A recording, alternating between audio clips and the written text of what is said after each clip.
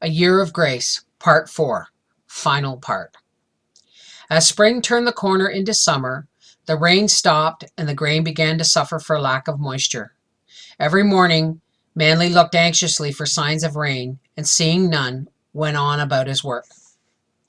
Then the hot winds came. Every day the wind blew strongly from the south.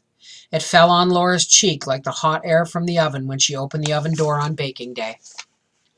For a week the hot winds blew, and when they stopped, the young wheat and oats were dried, brown, and dead. The trees on the 10 acres were nearly all killed too. Manly decided there was no hope for replanting to have the trees growing to fulfill the law for the claims. It was time to prove up, and he could not. There was only one way to save the land. He could file on it as a preemption.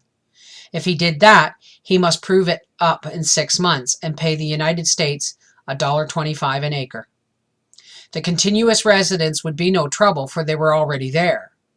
The $200 cash at the end of 6 months would be hard to find, but there was no other way. If Manly did not file on the land, someone else would, for if he failed to prove up, the land would revert to the government and be open to settlement by anyone. So Manly preempted the land. There was one advantage. Manly did not have to work among the trees anymore. Here and there one had survived, and those Manly mulched with manure and straw from the barn. The mulching would help to keep the land moist underneath, and so help the trees to live. The cottonwood tree before Laura's pantry window, being north of the house, had been protected from the full force of the hot winds and from the sun. It was growing in spite of the drought. Laura loved all its green branches that waved just the other side of the glass as she prepared food on the board shelf before the window and washed the dishes there. No rain followed the windstorm, but often after that cyclone clouds would form in the sky and then drift away. It was cyclone weather. One sultry afternoon, Manly was in town and Peter gone with the sheep. Laura finished her work and she and Rose went out in the yard. Rose was playing with her play dishes under the cottonwood tree on the shady side of the house, while Laura idly watched the clouds, more from force of habit than real fear, for she had become used to the danger of storms. The wind had been from the south strongly in the morning, but had died down, and now Laura noticed clouds piling up in the north. There was a solid bank of blackness, and before it clouds rolled. Now the wind rose, blowing hard from the south, and watching, Laura saw the dreaded funnel-shaped cloud drop its point toward the ground from the wall of black. The light turned a greenish color, and seizing Rose, Laura ran with her into the house. She quickly shut all the doors and windows before she went into the pantry to look again from its window toward the storm. The point of the funnel had touched the ground, and she could see the dust rise up.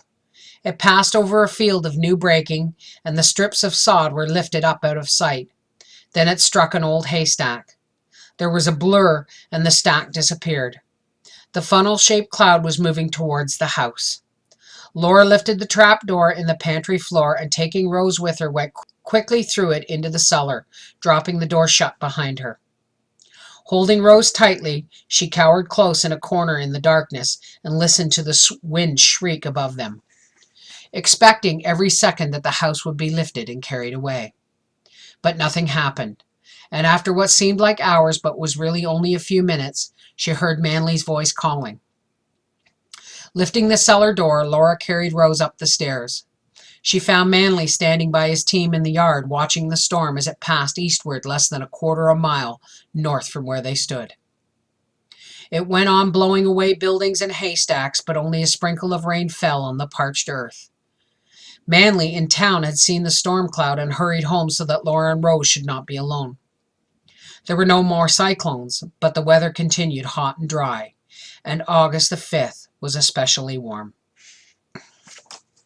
In the afternoon, Manly sent Peter to bring Laura's ma, and at 4 o'clock he sent Peter to town again, this time on his running pony for the doctor.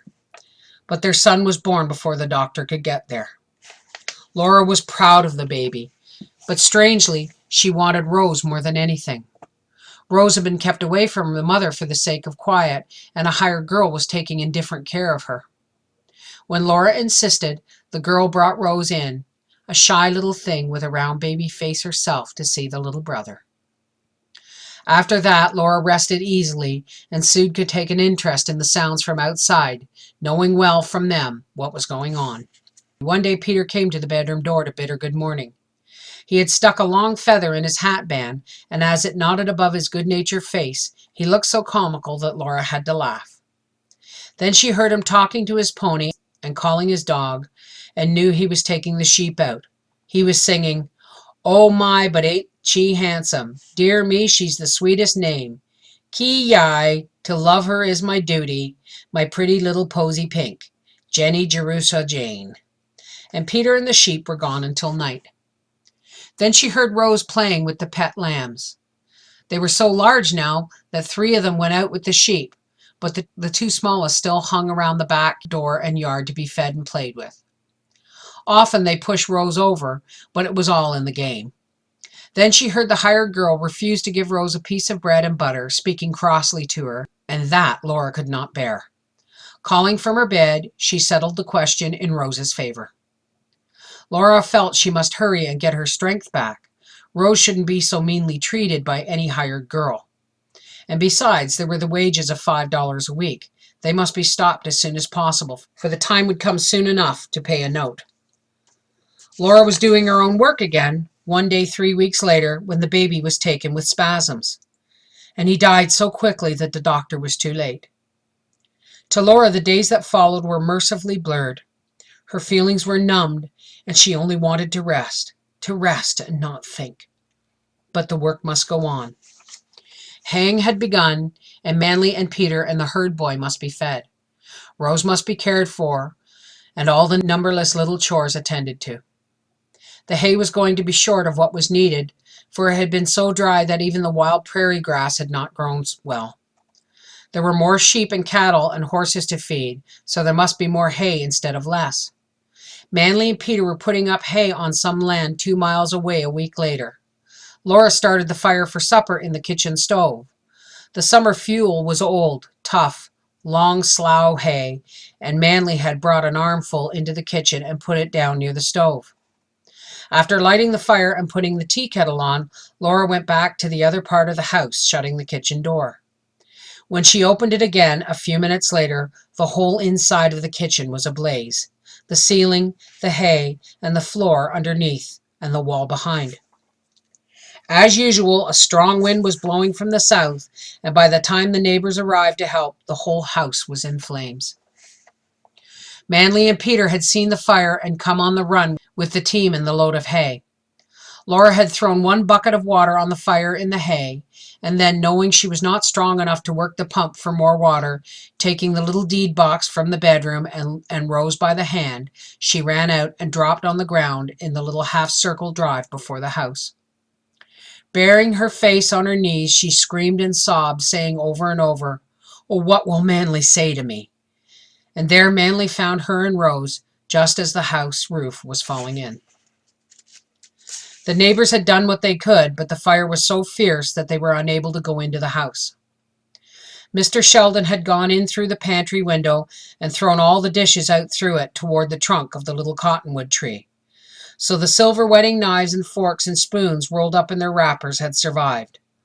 Nothing else had been saved from the fire except the deed box, a few work clothes, 3 sauce dishes from their first Christmas dishes, and the oval glass bread plate around the margin, which were the words, "Give us this day our daily bread." And the young cottonwood stood by the open cellar hole, scorched and blackened and dead. After the fire, Laura and Rose stayed at her paws for a few days. The top of Laura's head had been blistered from the fire, and something was wrong with her eyes. The doctor said the heat had injured the nerves, so she rested for a little at her old home, but at the end of the week, Manly came for her. Mr. Sheldon needed a housekeeper and gave Laura and Manly house room and use of his furniture in return for board for himself and his brother. Now Laura was so busy she had no time for worry, caring for her family of 3 men, Peter and Rose, through the rest of the haying, and while Manly and Peter built a long shanty, 3 rooms in a row near the ruins of their house. It was built for only 1 thickness of boards and tar papered on the outside, but it was built tightly, and being new, it was very snug and quite warm. September nights were now growing cool when the new house was ready and moved into. The 25th of August had passed unnoticed, and the year of grace was ended. Was farming a success? Well, it all depends on how you look at it, Manley said when Laura asked him the question. They had had a lot of bad luck, but anyone was liable to have bad luck, even if he weren't a farmer. There had been so many dry seasons now that surely next year would be a good crop year. They had a lot of stock. The 2 older colts would be ready to sell in the spring. Some newcomer to the land would be sure to want them, and there were the younger colts coming on. There were a couple of steers ready to sell now. Oh, they'd likely bring $12 or $13 apiece. And there were the sheep, twice as many as last year to keep, and some lambs and the 6 old sheep to sell. By building the new house so cheaply, they had money left to pay for proving up on the land. Maybe sheep were the answer. Everything will be all right, for it all evens up in time. You'll see, Manley said, as he started for the barn. As Laura watched him go, she thought, yes, everything is evened up in time. The rich have their ice in the summer, but the poor get theirs in the winter, and ours is coming soon. Winter was coming on, and in sight of the ruins of their comfortable little house, they were making a fresh start with nothing. Their possessions would no more than balance their debts, if that. If they could find the $200 to prove up, the land would be theirs anyway, and Manley thought he could. It would be a fight to win out in this business of farming, but strangely, she felt her spirit rising for the struggle. The incurable optimism of the farmer who throws his seed on the ground every spring, betting it against his time, against the elements, seemed inextricably to blend with the creed of their pioneer forefathers that it was better to farm on. Only instead of farther on in space, it was farther on in time, over the horizon of the years ahead instead of the far horizon of the west. She was still the pioneer girl, and she could understand Manley's love of the land through its appeal to herself. Oh well, Laura sighed, summing up her idea of the situation in saying of her ma's, we'll always be farmers, for what is bred in the bone will come out in the flesh.